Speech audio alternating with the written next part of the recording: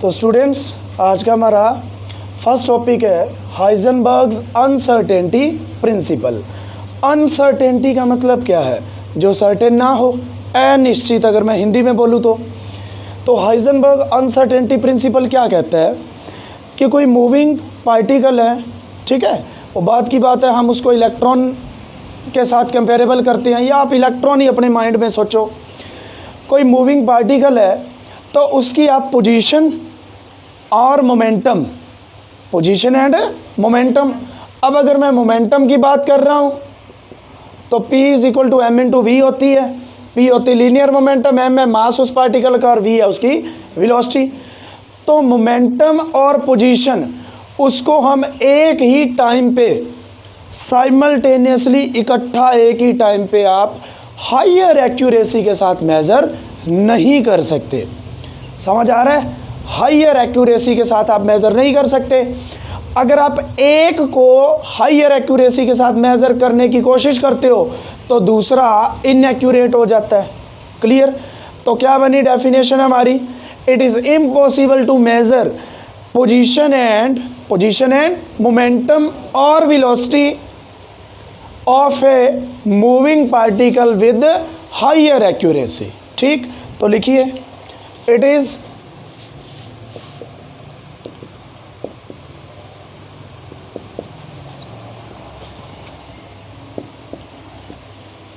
impossible to measure position and momentum के ब्रेक और में लिख लेना velocity of a moving particle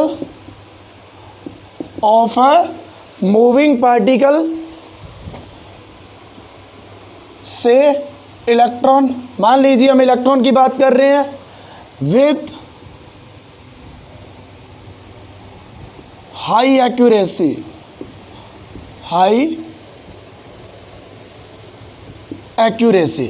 आप हाई एक्यूरेसी के साथ उसकी पोजीशन और मोमेंटम मेज़र नहीं कर पाओगे। अगर आप एक को एक्यूरेट करने की कोशिश करोगे उसी टाइम पे जो दूसरा है इनएक्यूरेट हो जाएगा। If we want to measure position with, और एक बात और है, एक वर्ड हम भूल गए यहाँ पे, ये बहुत इंपॉर्टेंट है, simultaneously. It is impossible to measure position and momentum or velocity of a moving particle simultaneously. बहुत इंपॉर्टेंट वर्ड है साइमल्टेनियसली। साइमल्टेनियसली का मतलब क्या? इकट्ठा एक टाइम पे दोनों को मेजर नहीं कर सकते with high accuracy. With high accuracy, if we want to measure position with higher accuracy, then velocity or momentum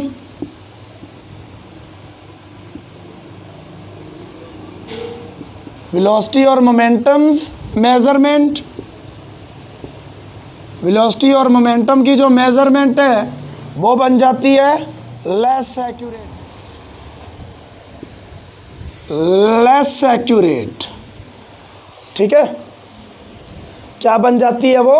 less accurate बन जाती है। तो अगर हम कंसीडर करते हैं delta x, uncertainty in position, और सेकंड की बात करें delta we, uncertainty in velocity.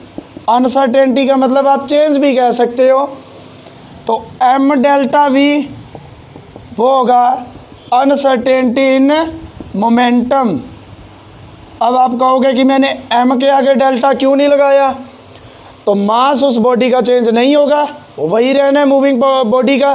Change क्या होनी है? उसकी वेलोसिटी या पोजीशन, उस टाइम पे जो प्रोडक्ट है delta x into delta P, ध्यान दीजिए, uncertainty in position and uncertainty in momentum, वो क्या रहेगी, एक कांस्टेंट क्वांटिटी। क्या रहेगी, कांस्टेंट क्वांटिटी, और या तो ग्रेटर होगी या इक्वल होगी h बाय 4 पाई के, where what is h, Planck's constant, Planck's constant, value इसकी 6.6 इंटू 10⁻⁻34 जूल सेकंड। जूल की जगह क्या लिख सकते हो, kilogram meter square per second square, एक सेकंड पहले ही पढ़ा है। पाई की वैल्यू कितनी होगी, 3.14। तो ये क्वांटिटी कांस्टेंट है, इनकी मल्टीप्लाई या तो इनके इक्वल आएगी या इससे ग्रेटर आएगी। क्लियर है। अब अगर हमें चाहिए कि हम मोमेंटम की जगह वेलोसिटी लिख के लेके आए, तो डेल्टा पी क्या होगा, m delta v, delta p क्या होगा, एम डेल्टा वी, एम के आगे डेल्टा नहीं लगाना, mass of moving body change नहीं होगा, क्या बनेगा, this implies delta x into m delta v greater than or equal क्या बन जाएगा, h by 4 pi, h by 4 pi बन जाएगा। तो यहाँ से m किस साइड जाएगा, delta x dot delta v greater than or equal to h by 4 pi m। तो ध्यान रखना न्यूमेरिकल के अंदर आप फॉर्मूला अगर ये लगा रहे हो तो m भी आएगा इधर, और अगर मोमेंटम वाला लगा रहे हो तो m इधर नहीं आएगा। क्लियर है। तो ये 2 फॉर्मूलाज हमारे पास बने हैं। नेक्स्ट देखिए, explanation of Heisenberg uncertainty principle. एक बात और नोट कर लेना कि जो अनसर्टेनिटी प्रिंसिपल है वो अप्लाई होगा सेम एक्सिस पे। अगर हम पोजीशन देख रहे हैं एक्स एक्सिस में चेंज, तो मोमेंटम भी किस में देखेंगे, एक्स एक्सिस में चेंज। अगर पोजीशन वाई एक्सिस के अराउंड चेंज हो रही है तो मोमेंटम भी वाई एक्सिस के अराउंड चेंज, उसका फिर हम कैलकुलेट करेंगे। एक्सिस सेम रहना चाहिए, लिख लेना ये बात। Heisenberg uncertainty principle is Heisenberg uncertainty principle applies for the same axis of velocity and position। तो यहाँ पे अगर हम एक्सप्लेनेशन की बात करें तो हम एक एग्जांपल लेते हैं इलेक्ट्रॉन का। ठीक है, इलेक्ट्रॉन रिवॉल्व कर रहा है किसके अराउंड, न्यूक्लियस के अराउंड। तो वो कुछ इस तरीके के पाथ, सर्कुलर पाथ को फॉलो करेगा।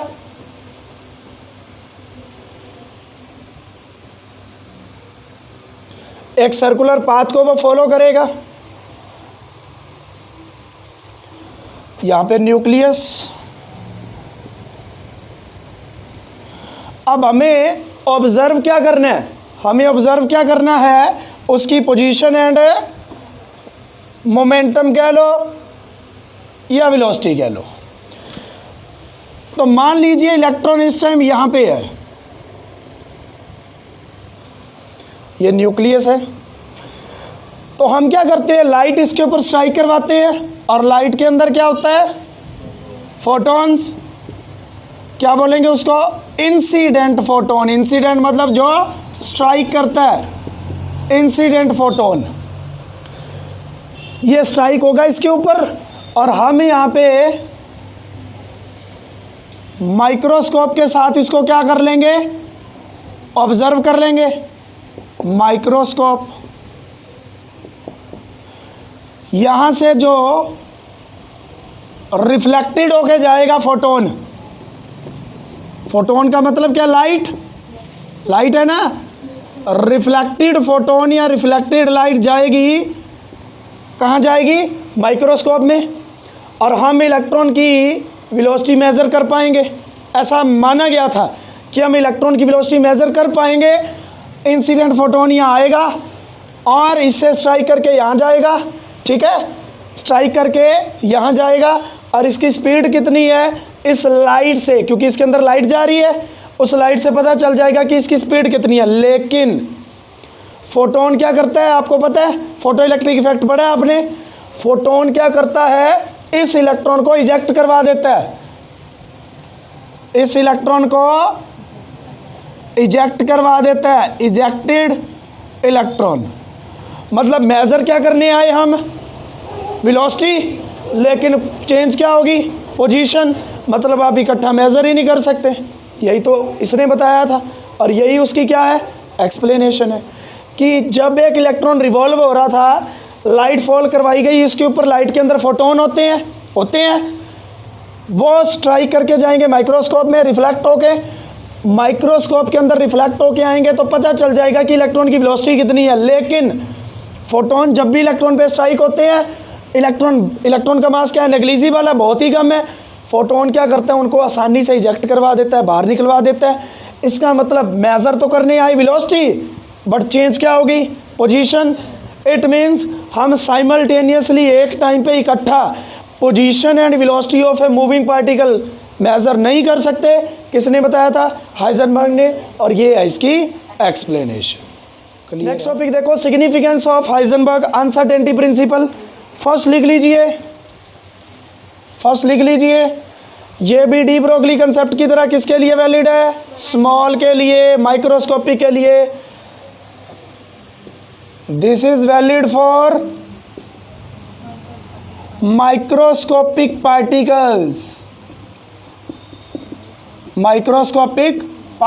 मतलब माइक्रोस्कोपिक पार्टिकल की पोजीशन और मोमेंटम, उसमें अनसर्टेनिटी आती है मेजर करते टाइम। लार्ज बॉडी की तो ये पोजीशन ही नहीं चेंज कर पाता, समझ रहे हो। It is valid for microscopic particles and not valid for या नॉट एप्लीकेबल टू मैक्रोस्कोपिक और लार्ज बॉडीज। मैक्रोस्कोपिक और लार्ज बॉडीज के लिए ये वैलिड नहीं होता। क्यों नहीं होता, एग्जाम्पल लीजिए। मान लीजिए कोई अंधेरा कमरा है और उसके अंदर क्या है, रैट है, चूहा है या बिल्ली है, टॉम है या जेरी है, और आपने क्या किया, टॉर्च मारी उन पे, ठीक है। टॉर्च की लाइट, टॉर्च नहीं मारनी, टॉर्च की लाइट। अगर हम रैट पे टॉर्च की लाइट मारेंगे तो उस लाइट की वजह से क्या रैट की पोजीशन चेंज होगी? हालांकि वो डर के मारे तो ज़रूर भाग सकता है, लेकिन क्या उस लाइट की वजह से, उस लाइट के फोटोन जब उस पर स्ट्राइक होंगे, क्या चूहे को उठा के कहीं और फेंक देंगे? पोजीशन चेंज करेंगे उसकी, स्पीड चेंज करेंगे उसकी? नहीं कर सकते। इट मीन्स अनसर्टेनिटी प्रिंसिपल सिर्फ और सिर्फ किसके लिए वैलिड है, माइक्रोस्कोपिक बॉडीज के लिए। इफ अ टॉर्च लाइट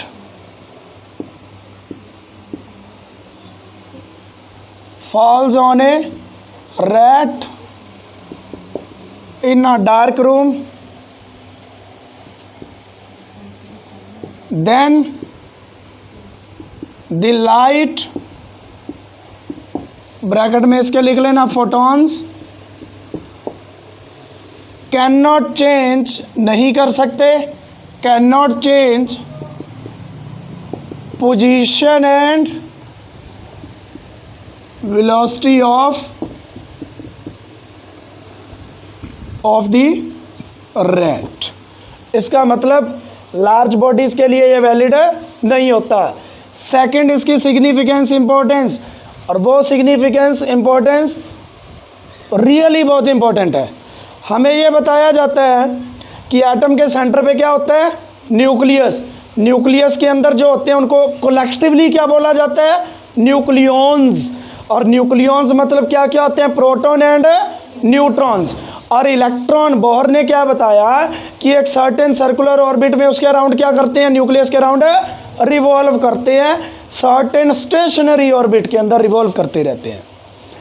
अब क्वेश्चन ये आता है कि इलेक्ट्रॉन न्यूक्लियस के अंदर रह क्यों नहीं सकता, कि वो उसके अराउंड क्यों रिवॉल्व कर रहा है? जब प्रोटॉन और न्यूट्रॉन न्यूक्लियस में है, इलेक्ट्रॉन क्यों नहीं है? तो उसका मैथमेटिकल एक्सप्लेनेशन किसने दी थी, हाइजेनबर्ग ने। तो लिख लीजिए, it explains why electron does not exist in nucleus. Nucleus में क्यों नहीं होता? इसको एक्सप्लेन किया था। एक्सप्लेनेशन देखिए, एक्सप्लेनेशन देखिए, ये लिख लीजिए। यहाँ करते हैं इसकी एक्सप्लेनेशन सेकंड पॉइंट की हम।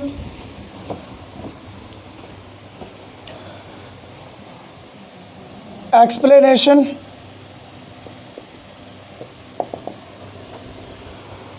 हम मान के चलते हैं कि जो इलेक्ट्रॉन है वो न्यूक्लियस के अंदर है।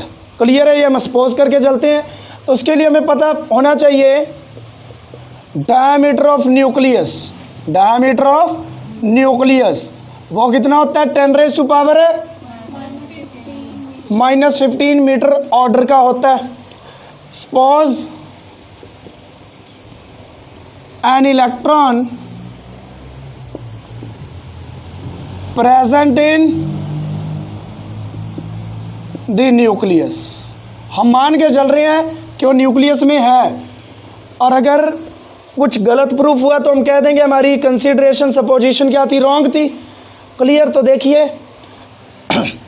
अब अगर इलेक्ट्रॉन न्यूक्लियस के अंदर है, मान लीजिए आपको एक कमरे के अंदर बंद कर दिया जाए, तो आप अपनी पोजीशन में चेंज कितना ला सकते हो? जितना उस कमरे की साइज़ है, जितना उस कमरे का साइज़ है, आपकी पोजीशन ज़्यादा से ज़्यादा उतनी चेंज होगी। ऐसा तो कह नहीं सकते कि आपकी पोजीशन है 10 किलोमीटर तक चेंज होगी, नहीं कह सकते। आपको अगर कमरे के अंदर बंद किया है तो आपकी पोजीशन में चेंज होने के मैक्सिमम चांस कितने हैं? जितना उस कमरे का साइज़ है। ठीक है? तो अगर इलेक्ट्रॉन न्यूक्लियस के अंदर कंसीडर किया हमने, तो uncertainty then uncertainty in position of electron कितनी हो सकती है? मैक्सिमम डेल्टा एक्स की वैल्यू 10 की पावर -15, क्योंकि अगर वो न्यूक्लियस में है तो अपनी पोजीशन ज़्यादा से ज़्यादा कितनी चेंज करेगा? जितना न्यूक्लियस का साइज़ है, जितना न्यूक्लियस का डायमीटर है, 10⁻⁻15 मीटर तक चेंज कर सकता है। अब हम क्या करते हैं? अप्लाई करते हैं delta x into delta P greater than or equal to h/4π। आप न्यूमेरिकली सॉल्व करने के लिए क्या करोगे? इक्वल टू का सिंबल लेके चलोगे और इसको चेंज कर दो m डेल्टा v में h/4π। यहाँ से डेल्टा v आप इधर रखो और बाकी सब कुछ उधर ले जाओ। h/4π m into delta x, ये आ जाएगा। अब आप वैल्यू पुट कर दो, h की वैल्यू पुट करो 6.6 इंटू 10⁻⁻34, 4 इंटू पाई की वैल्यू 3.14 इंटू एम की वैल्यू, अगर वो इलेक्ट्रॉन है तो उसका मास 9.1 into 10⁻31 kilogram into delta x. Position में कितना चेंज आ रहा है? -15 का। तो यहाँ से डेल्टा वी क्या बन गया? आप पावर सॉल्व कर लीजिए। 6.6 अपॉन 4 इंटू 3.14 इंटू 9.1। एक बच्चा इसको कैलकुलेटर पे सॉल्व करो जल्दी। 10⁻⁻34 है, ये कितना है? 10⁻⁻31, 10⁻⁻15। इसकी पावर यहाँ नीचे ऐड कर देते हैं, कितनी बन गई? -46। ऊपर जाएगा प्लस का, बची कितनी? 10 की पावर 12 है क्या वेलोसिटी? तो क्या आएगा ये? मीटर पर सेकंड, क्योंकि इसका यूनिट जूल सेकंड है और मास के किलोग्राम। जूल के अंदर भी तो किलोग्राम होते हैं ना, kilogram meter square per second square. ये वैल्यू सॉल्व करने पे कितना आ रहा है बताओ मुझे? Delta v is equal to, आप क्या करो पहले 6.6 को इससे डिवाइड करो, फिर जो आंसर आ रहा है उसको 3.14 से फिर डिवाइड करो, फिर जो आंसर आ रहा है उसको 9.1 से फिर डिवाइड करो, और बताओ मुझे कितना आ रहा है ये। तो इस सारे को सॉल्व करने पे ध्यान दीजिए। 5 देखो ऊपर ये बहुत कम है, नीचे बहुत ज़्यादा है, तो 0.0577 आएगा, और हम उसको 5.77 लिखना चाहते हैं तो इधर पावर क्या हो जाएगी? कम। 10 की पावर हुई 10। मतलब क्या है इसका? आप यहाँ मतलब समझिए कि चेंज इन वेलोसिटी कितना आ रहा है? 10 की पावर है। मैक्सिमम स्पीड किसकी होती है? Maximum speed is the speed of light. वो कितनी होती है? 3 इंटू 10⁸ मीटर पर सेकंड, और ये चेंज ही उससे ज़्यादा है, तो सोचो खुद कितनी होगी। समझ आ रहा है? मान लीजिए हमारे पास 100 रुपीज़ थे और 20 रुपीज़ हमने यूज़ कर लिए, खर्च कर लिए, बचे कितने? चेंज कितने का आया? 20 का। 20 रुपीज़ का चेंज है, थे कितने मेरे पास ओरिजिनल? तो ये चेंज सिर्फ इतना है, तो सोचो ओरिजिनल वेलोसिटी कितनी होगी? बहुत ज़्यादा होगी ना। और चेंज स्पीड ऑफ लाइट से ज़्यादा है। समझ आ रहा है? Which is impossible. तो देखिए, as calculated delta v is greater than speed of light, it is impossible. ये क्या है? इम्पॉसिबल है। इट मीन्स हमने जो माना था, कंसीडर किया था कि इलेक्ट्रॉन न्यूक्लियस में है, वो हमारी कंसीडरेशन क्या है? Wrong. So our supposition is wrong.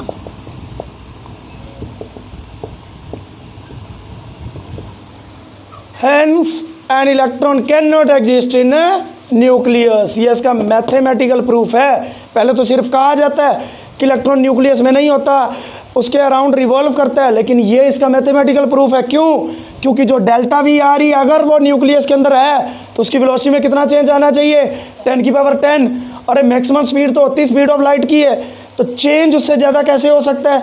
नहीं हो सकता। इम्पॉसिबल मतलब इलेक्ट्रॉन न्यूक्लियस में नहीं रह सकता, does not exist in nucleus. देखिए भी first numerical based on Heisenberg uncertainty principle. A microscope using suitable photon is employed, use किया जाता है टू लोकेट, पोजीशन मेजर करने के लिए किसकी? An electron in an atom with in A distance. With in का मतलब क्या? लिमिट दे दी गई है, मतलब अगर पोजीशन में चेंज हुआ कितना हो सकता है? Maximum 0.1 angstrom. What is the uncertainty involved in the measurement of its velocity? तो देखिए डेल्टा एक्स मैक्सिमम कितना चेंज हो सकती पोजीशन? जितनी लिमिट में वो है, एंगस्ट्रॉम को कन्वर्ट कर दो मीटर में, 10⁻⁻10 मीटर, पॉइंट हटा देंगे, एक 10 ऊपर और चला जाएगा, कितना बन जाएगा? 10⁻11 मीटर। डेल्टा वी आपने कैलकुलेट करना है, तो delta x into delta we जब न्यूमेरिकल करना है, अप्रोक्सीमेट इक्वल का ही ले लेना सिंबल। एम भी आएगा, वो कहाँ जाएगा? h/4πm। तो यहाँ से डेल्टा वी क्या बना? h/4πm dot delta x. Values put कर देते हैं।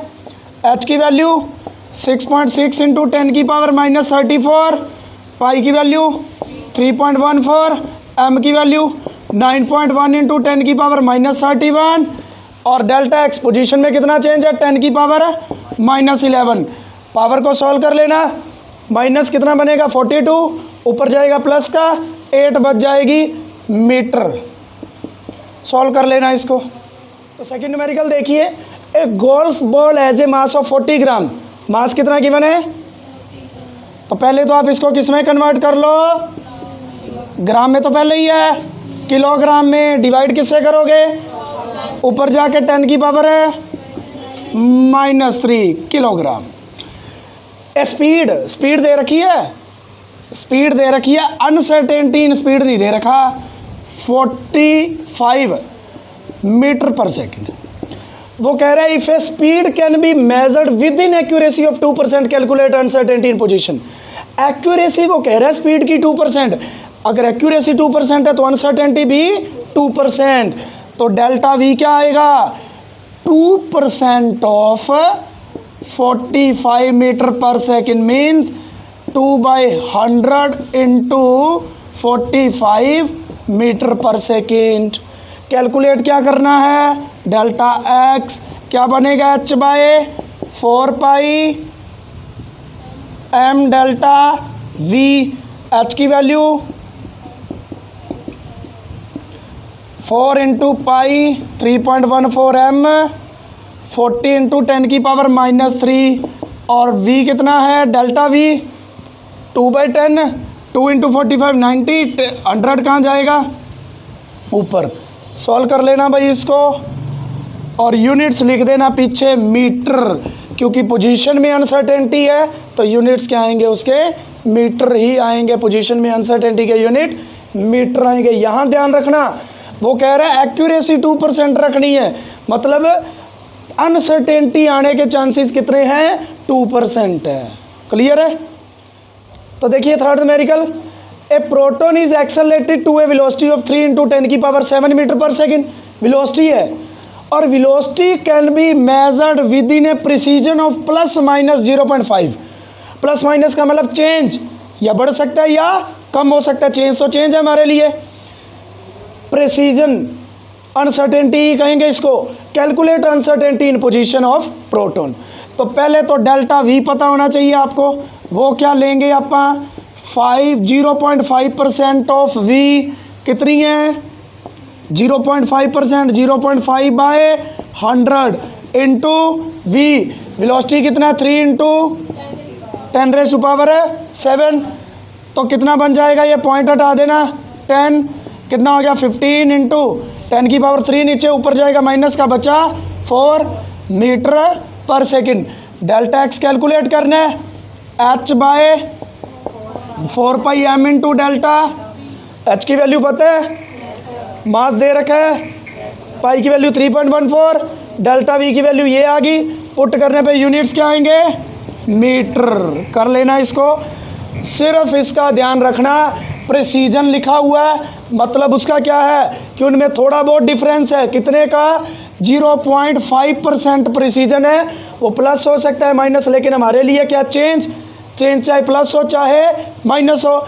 मान लीजिए वही एग्जांपल लेते हैं, 100 रुपीज़ थे हमारे पास। एक केस ये है कि हम 20 रुपीज़ खर्च कर दें, बचे कितने, और एक केस ये है कि 20 रुपीज़ घर से और मिल जाएं, कितने हो जाएं।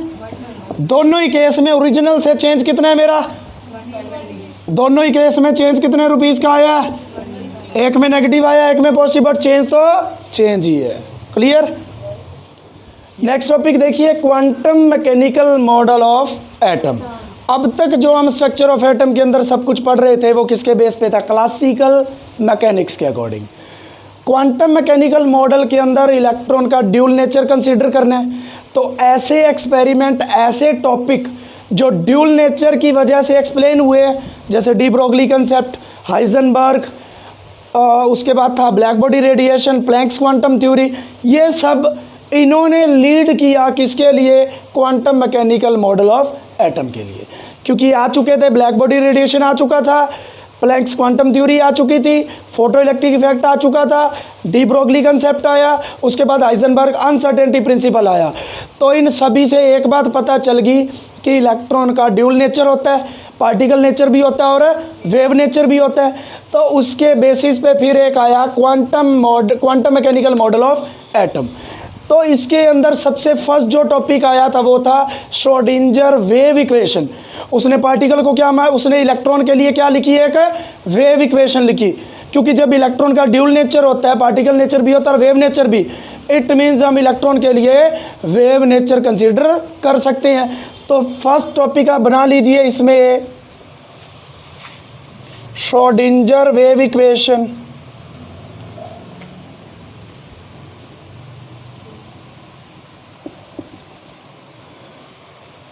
अब बात ऑर्बिट की नहीं होगी, 3 डायमेंशनल स्पेस की होगी। क्लियर।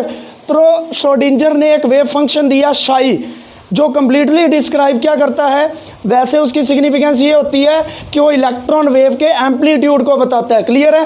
तो हम क्या करते हैं, शाई मानते हैं। यहाँ पे शाई क्या है, it is a wave function, त्रिशूल नहीं कहना इसको, शाई है। It is a wave function,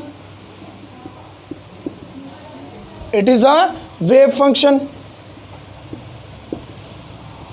which represents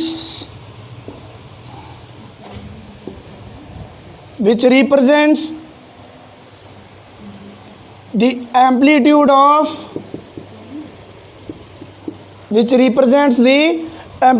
of a wave। Clear है। एक वेव का एम्पलीट्यूड मेज़र करेगा। तो इसके लिए श्रोडिंगर ने एक इक्वेशन बताई जिससे हमें क्या पता चलता है, सॉल्यूशन ऑफ शाई। तो Schrodinger wave equation is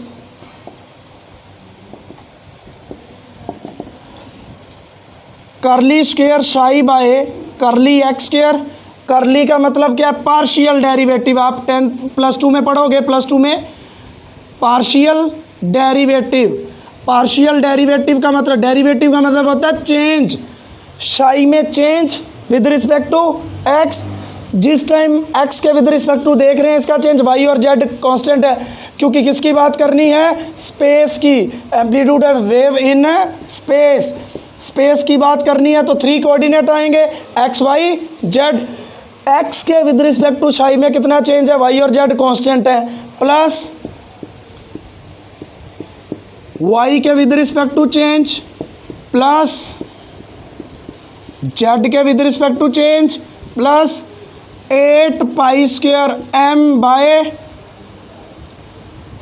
H square into e minus v psi is equal to 0। यहाँ पे ये जो लिखा हुआ है curly square by curly x square, इसका मतलब क्या, मैं एक की रिप्रेजेंटेशन बता रहा हूँ। Second derivative of psi with respect to x at constant y and z. उस टाइम पे वाई और जेड कांस्टेंट माने गए हैं, इसीलिए पार्शियल आता है। अदरवाइज क्या आना था, डी आना था, कर्ली नहीं आना था। यहाँ पे ई क्या है, total energy of electron. Electron की बात हो रही है स्पेस में, और उसका कौन सा नेचर कंसीडर किया जा रहा है, वेव नेचर। वी है उसकी पोटेंशियल एनर्जी, वी है यहाँ पे पोटेंशियल एनर्जी। इस इक्वेशन की डेरिवेशन नहीं है आपके सिलेबस में, हायर क्लासेस में इसकी डेरिवेशन। वी क्या है, पोटेंशियल एनर्जी। एम क्या है, मास ऑफ इलेक्ट्रॉन। और एच हमारा प्लैंक्स कांस्टेंट, एच है प्लैंक्स कांस्टेंट। और शाई है वेव फंक्शन। शाई है वेव फंक्शन जो एम्पलीट्यूड ऑफ वेव को रिप्रेजेंट करता है स्पेस के अंदर, और पोजीशन भी बताता है इसकी, ठीक है, इलेक्ट्रॉन की पोजीशन के बारे में भी बताता है शाई। तो श्रोडिंगर वेव इक्वेशन में जो शाई यूज़ हो रहा है वो किसको रिप्रेजेंट करता है, और शाई स्क्वायर किसको रिप्रेजेंट करता है। इंपॉर्टेंट सिग्निफिकेंस है, ये रिप्रेजेंट करता है, represent the amplitude of an electron wave. और शाई स्क्वायर की बात करें तो ये इंटेंसिटी कह सकते हो आप, रिप्रेजेंट इंटेंसिटी और probability of finding an electron,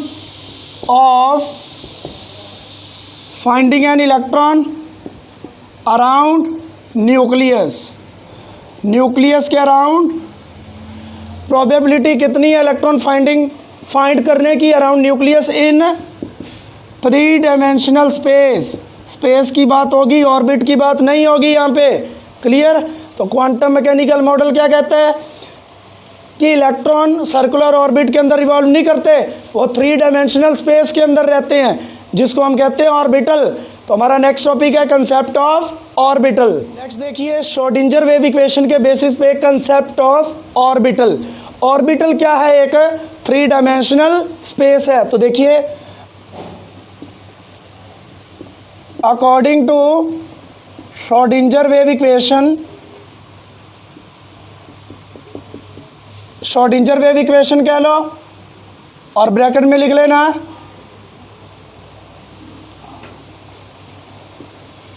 quantum mechanical model. Quantum mechanical model, according to quantum mechanical model An orbital is the three-dimensional space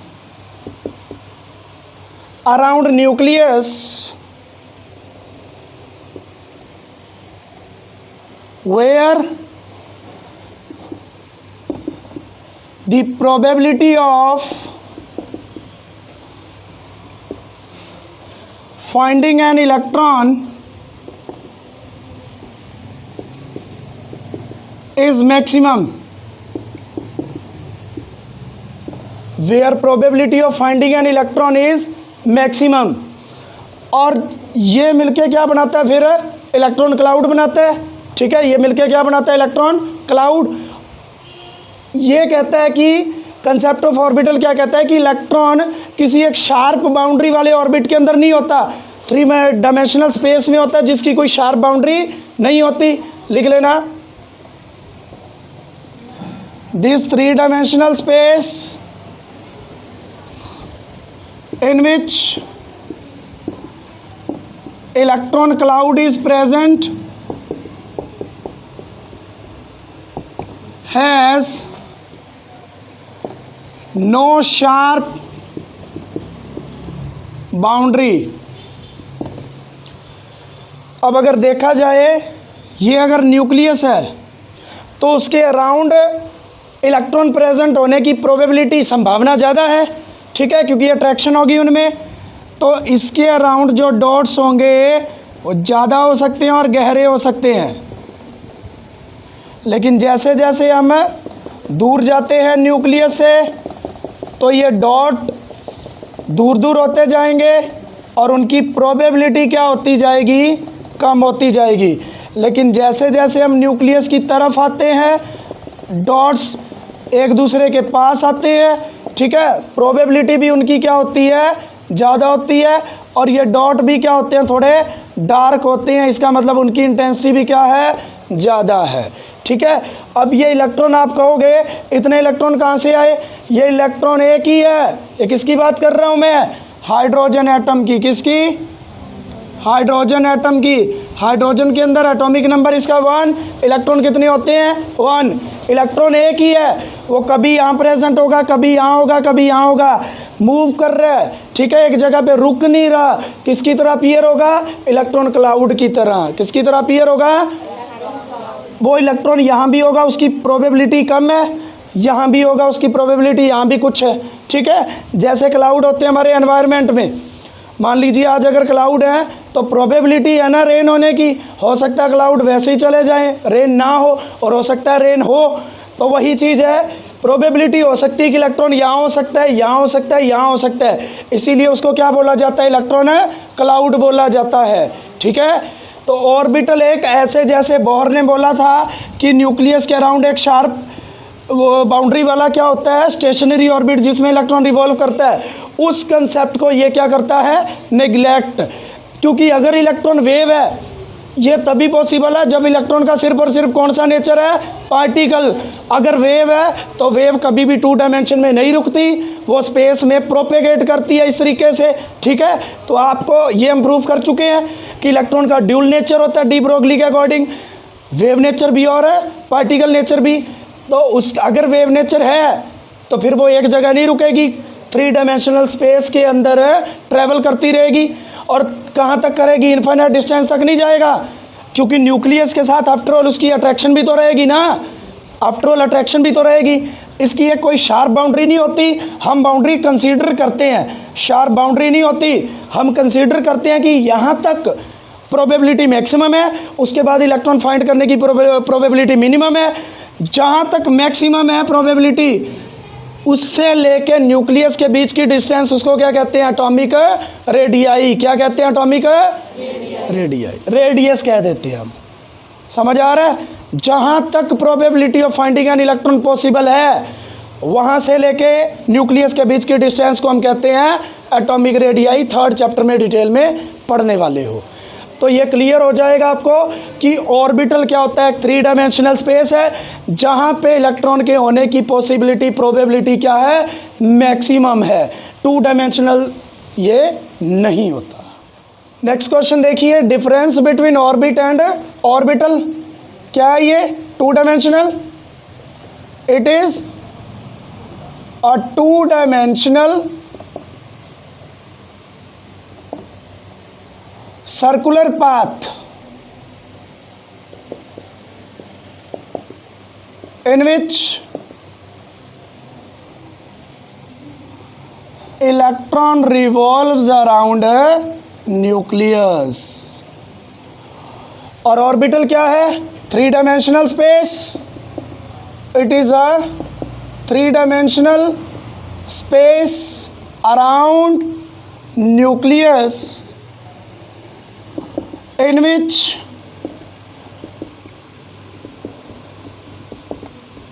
probability of finding an electron is maximum।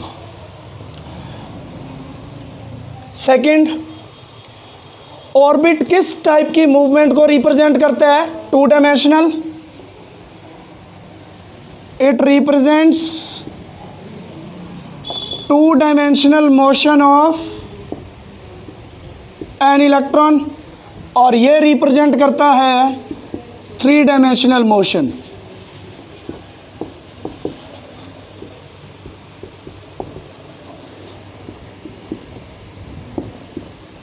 Of an electron around nucleus.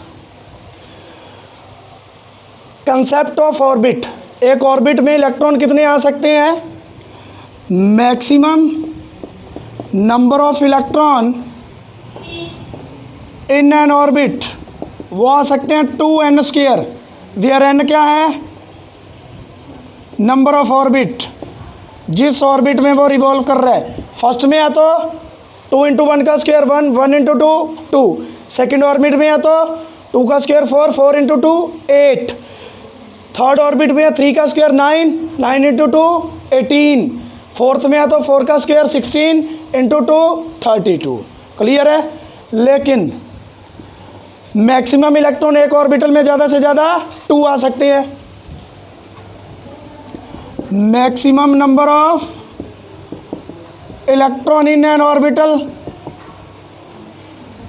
Are 2। One is clockwise and other is anti clockwise. एक clockwise होगा और दूसरा anti clockwise होगा। और differences बताइए जो अब तक आपने पढ़ा है ऑर्बिट और ऑर्बिटल के बारे में। एक ने टू डायमेंशनल मोशन बताया, एक ने थ्री डायमेंशनल। इसने two dimensional motion of electron, ये तो स्पेस के बारे में बता रहा था, टू डायमेंशनल मोशन है, और ये थ्री डायमेंशनल। शेप की बात करें, सारे ऑर्बिट किस शेप के होते हैं? Circular. All orbits are circular in shape, disc like, जैसे सीडी की डिस्क होती वैसे। और ये क्या होते हैं? All orbitals have different shape. Different shape होती है उनकी। जैसे एस ऑर्बिटल, उसकी क्या होती है? एस ऑर्बिटल की शेप स्फेरिकल। एस ऑर्बिटल होता है स्फेरिकल। पी ऑर्बिटल होता है dumbbell shape, dumbbell shape. D double dumbbell, f highly diffuse shape के होते हैं। सर्कुलर है, डायरेक्शन लेस है, above the plane below the plane, कुछ नहीं कर सकते इनमें। ऑल ऑर्बिट्स आर डायरेक्शनलेस या non directional, non directional in nature, लेकिन इनमें अबव द प्लेन और बिलो द प्लेन की बात कर सकते हैं। Except s orbital, s orbital को छोड़कर all orbital, all other orbitals are directional in nature. कोई और पॉइंट बताओ आप? Directional in nature. कितने पॉइंट हो गए? 5। कोई और पॉइंट रहता हो? क्या चीज़ है? हाँ, ऑर्बिट जो है वो सिर्फ और सिर्फ किस नेचर को कंसीडर करके चलता है इलेक्ट्रॉन के? पार्टिकल नेचर को। It consider only particle nature of electron. और ये किस नेचर को कंसीडर करता है? वेव नेचर को। It consider wave nature of electron. तो ये 6 पॉइंट आपने करने हैं।